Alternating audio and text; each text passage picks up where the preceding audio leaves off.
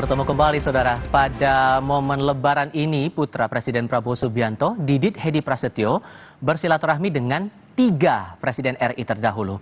Wakil Presiden Gibran Rakabuming Raka menyebut Didit sebagai sosok pemersatu.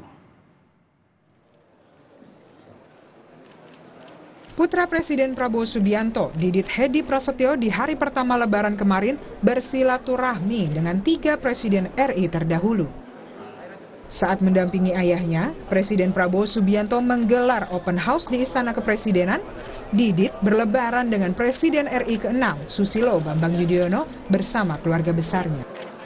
Kemudian siangnya, Didit Prabowo sowan ke kediaman Presiden ke-5 RI, Megawati Soekarno Putri. Ketua DPP PDIP Ahmad Basara sempat mengungkap kedekatan Didit dengan keluarga Megawati. Basara juga mengisyaratkan silaturahmi antara Prabowo dan Megawati akan segera terjadi. Keluarga Pak Prabowo dengan keluarga Ibu Megawati Soekarno Putri, karena Bu Mega berulang-ulang mengatakan bahwa hubungan pribadi antara Ibu Mega dan Pak Prabowo itu sangat baik sejak dulu hingga sekarang, begitu, dan itu dibuktikan dengan silaturahmi Pak Didit hari ini ke kediaman beliau. Dan saya kira silaturahmi antara Ibu Mega dan Pak Prabowo itu hanya tinggal menunggu waktu saja. Ya, saya kira gitu ya. Sudah kenal lama sama Bu Mega? Oh, sudah sangat kenal lama Ibu Mega dengan keluarga Pak Prabowo ya, dan Mas Didit juga bersahabat baik dengan Mbak Pinka, cucu Bu Mega, putra Mbak Puan Maharani. Seusai bertemu dengan Presiden ke-5 RI Megawati, Didit Prabowo terbang ke Solo untuk bersilaturahmi lebaran dengan Presiden ke-7 RI Joko Widodo. Wakil Presiden RI yang juga putra Joko Widodo, Gibran Rakabuming Raka, memuji langkah Didit yang bersilaturahmi lebaran dengan 3 Presiden RI terdahulu. Gibran menyebut Didit sebagai sosok pemersatu.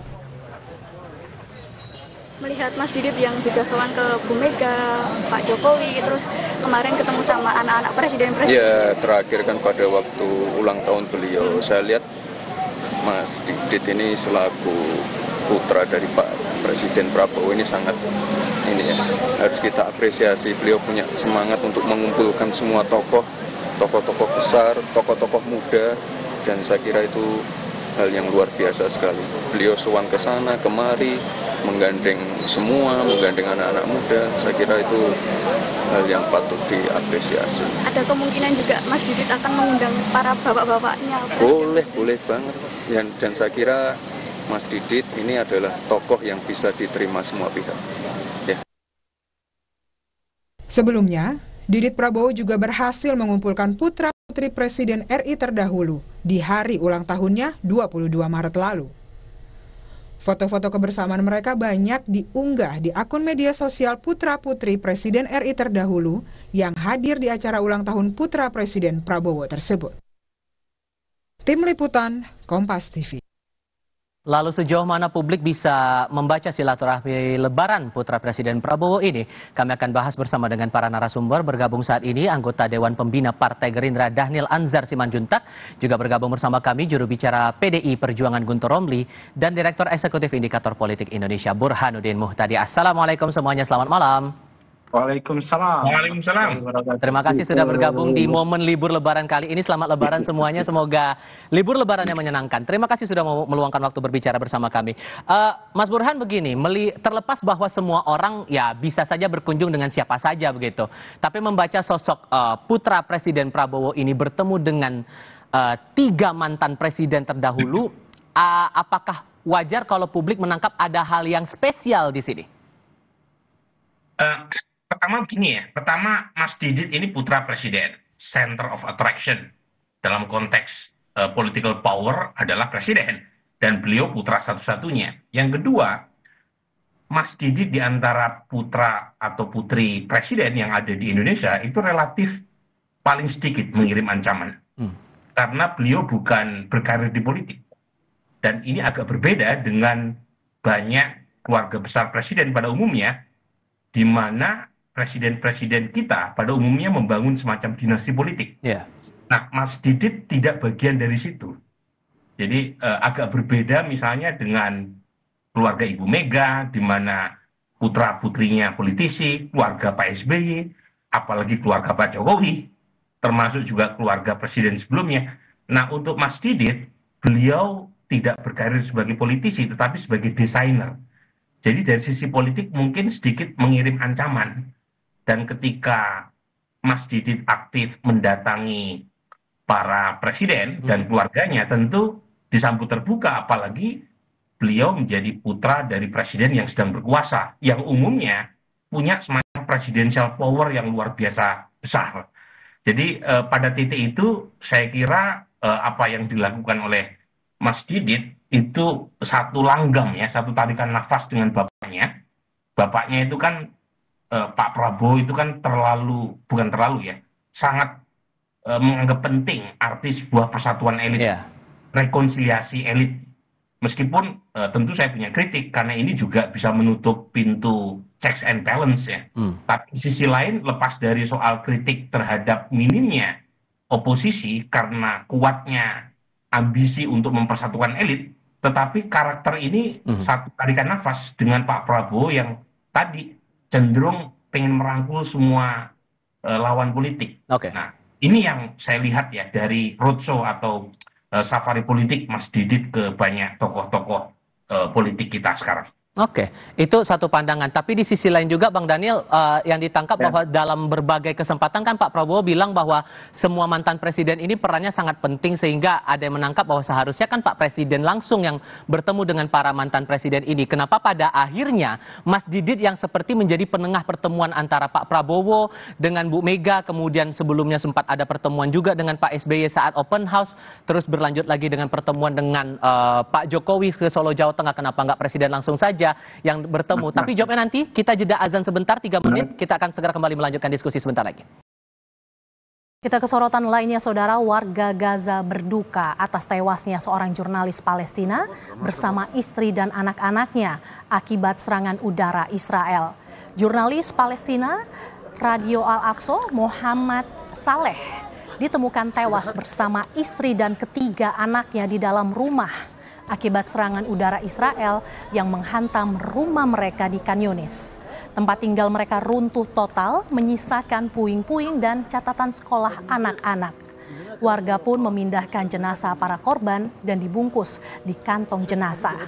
Peristiwa ini terjadi hanya 1 hari setelah perayaan Idul Fitri.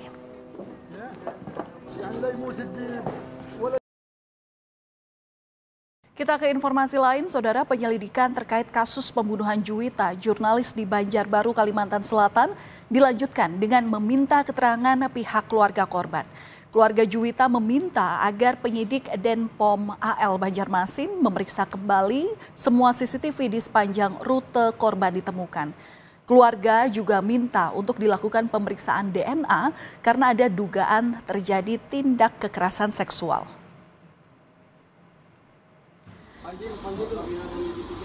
Dalam keterangannya, kuasa hukum bilang keluarga telah menyampaikan kronologi mulai dari korban dibawa ke rumah sakit otopsi hingga pemakaman. Tak hanya itu, pihak keluarga juga menduga terjadi tindakan kekerasan seksual. Selain meminta keterangan keluarga korban, Denpom Lanau juga menyita 1 unit mobil Daihatsu Xenia berwarna hitam, di mana mobil ini disebut dirental pelaku saat menemui korban di waktu kejadian. Sementara itu, mengenai perkembangan penyidikan kasus, pihak Denpom Lanal Banjarmasin belum memberikan tanggapannya kepada Kompas TV. Yang menyusul nanti Anda terima kan ada petunjuk dari keluarga berkaitan dengan diusulkan untuk ngecek lagi semua CCTV di sekitaran kejadian. Dari rute berangkat, start, menitipkan motor, terus di mana TKP seperti itu. Dari keluarga korban meminta untuk dilakukan tes DNA terhadap sperma yang ada di rahim korban.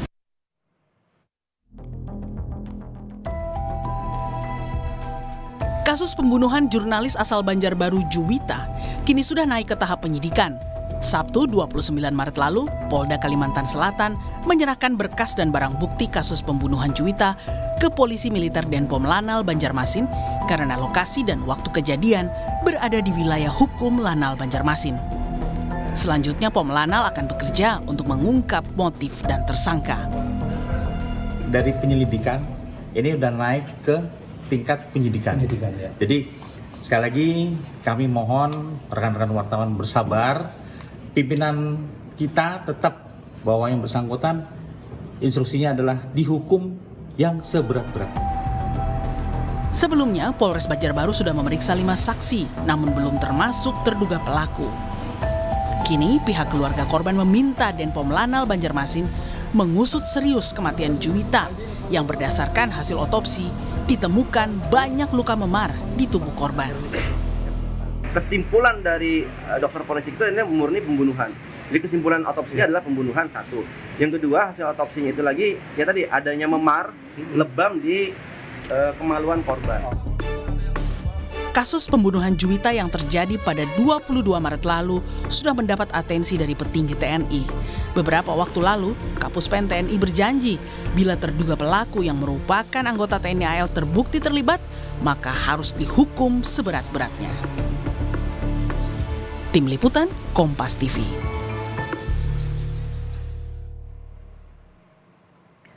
Saudara, pihak keluarga sudah dimintai keterangan oleh penyidik Denpom Lanal Banjarmasin. Selain itu, keluarga meminta penyidik untuk serius memeriksa kasus kematian Juwita karena dari hasil otopsi menunjukkan ada dugaan kekerasan seksual. Untuk mengetahui informasi lebih lanjut, kita sudah bersama dengan Koordinator Tim Advokasi untuk Keadilan Juwita, Muhammad Pazri.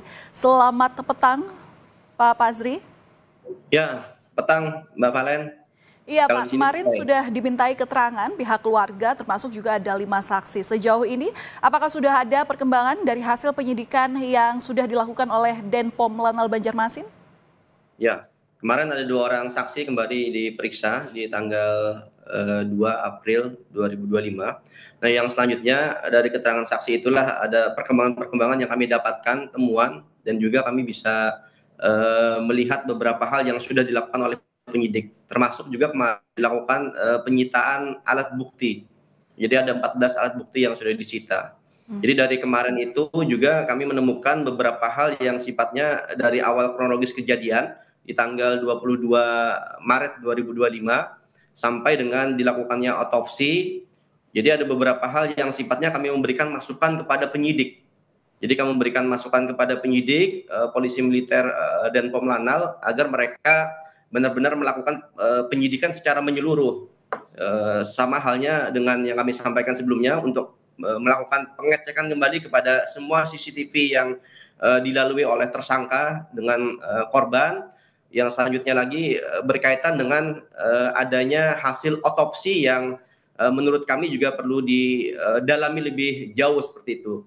Jadi dari adanya lebam, otopsi itu kan diantaranya adalah memar telinga, terus leher patah, terus juga ada memar di pelipis, sampai dengan kepada rahim korban yang adanya cairan tersebut. Sehingga cairan itu pun yang disampaikan oleh dokter forensik bahwa cairannya volumenya cukup banyak, sehingga kami menduga bahwa apakah dalam kejadian ini tidak hanya dilakukan oleh satu orang yang hari ini menjadi tersangka seperti itu.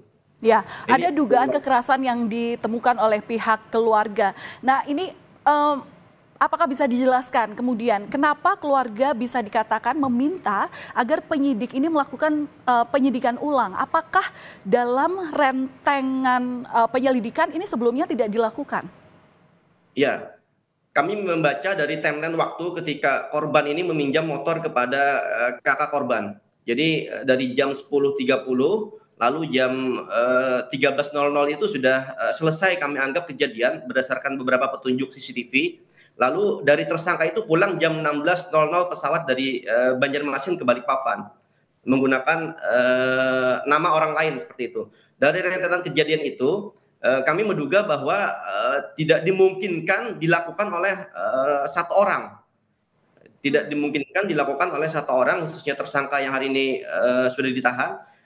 Sehingga tapi memang ada perkembangan yang lain, informasinya tersangka ini kan merupakan salah satu atlet sehingga bisa saja melakukan berbagai macam hal katanya. Tapi menurut kami dari timeline dia melakukan yang namanya kekerasan seksual, lalu ada yang namanya dia melakukan pembunuhan, sampai dengan mengambil motor ke salah satu tempat pembelanjaan, lalu membuang korban di pinggir jalan, membuat seolah-olah motor itu terjadi kecelakaan, lalu juga menghancurkan identitas penduduk, merusak handphone. Jadi durasi yang lama sampai dengan mengembalikan mobil kepada rental. Lalu dia ke bandara seperti itu. Jadi ini memang ada beberapa hal yang menurut kami perlu didalami. Apakah benar pelaku ini hanya seorang diri? Pak Pazri, tadi Anda mengatakan bahwa dugaan pelaku pembunuhan ini diyakini lebih dari satu orang.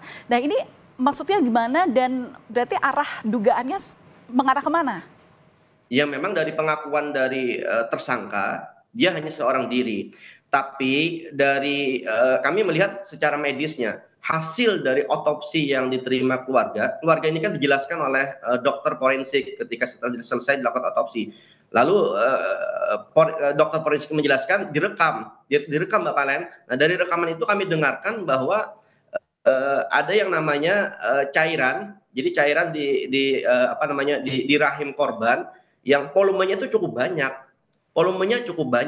sehingga dari inilah kami menilai bahwa ini apakah cuma satu orang yang sifatnya melakukan kekerasan seksual kepada korban seperti itu, sehingga dari sampel yang telah diambil oleh dokter itu harapan kami ke depan itu dilakukan tes DNA lanjutan agar memang bisa divalidasi berkaitan dengan cairan itu milik siapa, apakah hanya milik tersangka saja atau ada orang lain seperti itu. Baik, semoga memang kasus ini segera terungkap apa motif daripada kejahatan yang diduga dilakukan oleh pelaku. Terima kasih atas informasi yang sudah Anda sampaikan dari pihak kuasa hukum korban, Bapak Muhammad Pazri. Terima kasih, Pak. Terima kasih, Bapak Len.